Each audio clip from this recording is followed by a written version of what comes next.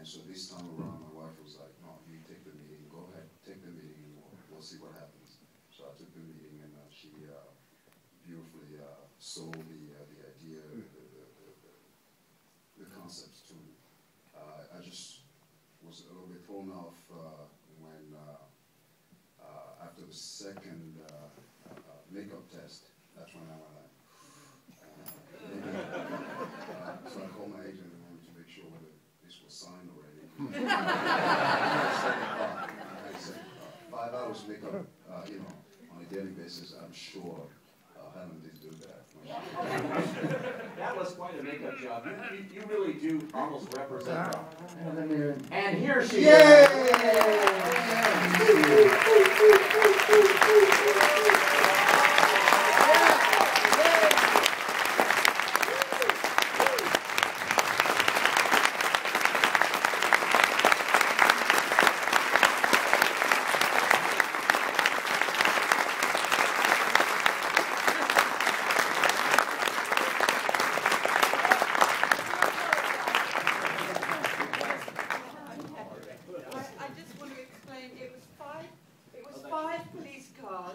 An ambulance and a fire truck. Whoa! Yeah, quite an adventure. That's yours. Quite an adventure. Well, we're happy to have you here, and extraordinary performance, as you can see by their reactions.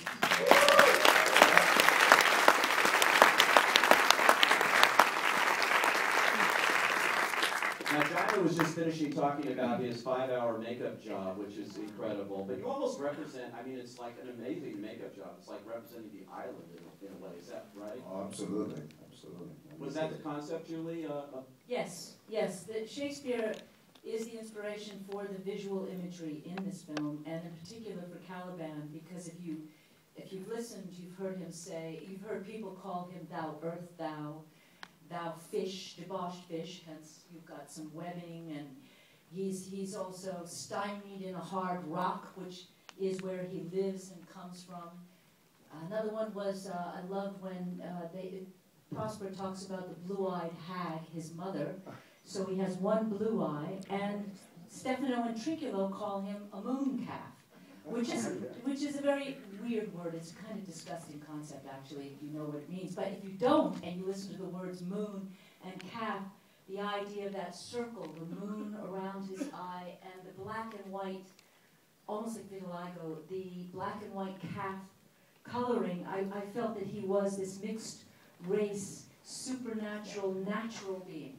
And he has the clay and the volcano, and in his body are carved all of the swear words that he learned learning English, when he says, "You taught me language, and my profit on it is I know how to curse." And he slaps his belly. So if you eventually get a DVD and turn it upside down, you might be able to read the words. What was that like? Well, those were the 5 hours makeup. You know, I mean, when I went into that room in the morning, by the time I come out, I was ready to tear anybody apart. Yeah, it felt like that. You were imprisoned in your makeup. I mean, it was something. Now, we heard just before you got here, Helen, that you had actually played that role at one time in your career. Yes, it was when I was a schoolgirl, yes. When I first got turned on to Shakespeare, you know, at the age of 14 or so, 13 or 14. Sorry, it's just because you said schoolgirl and turned on. It's very short. I got trained to observe that kind of thing. I was sitting like within. Successfully, there was an ambulance, fire engine, whips and chainsaw like that. No, I was turned on by Shakespeare.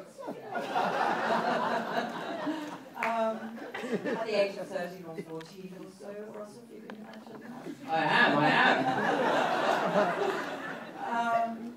But anyway, I fell in love with Shakespeare by watching Hamlet first, and then you know, wanted to act in it, and we did a little thing in our classroom, and I chose to play Caliban because I thought it was the most poetic and beautiful character that I could find at that time in Shakespeare.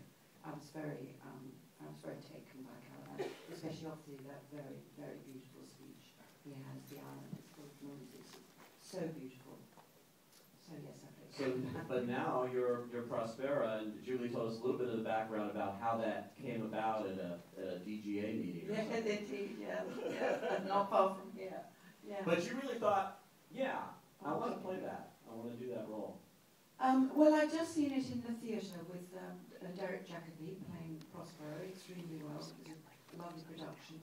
But as I was watching it, I was thinking, a woman could play this. You wouldn't really have to change much in the play at all. A little tiny bit of backstory, but none of the scenes would, not a single word of dialogue would have to be changed. And you know, it's a great role. It's a magnificent role. So I sort of greedily thought, well, if I ever get asked to do Shakespeare again in my life, I'll say that's what I want to play.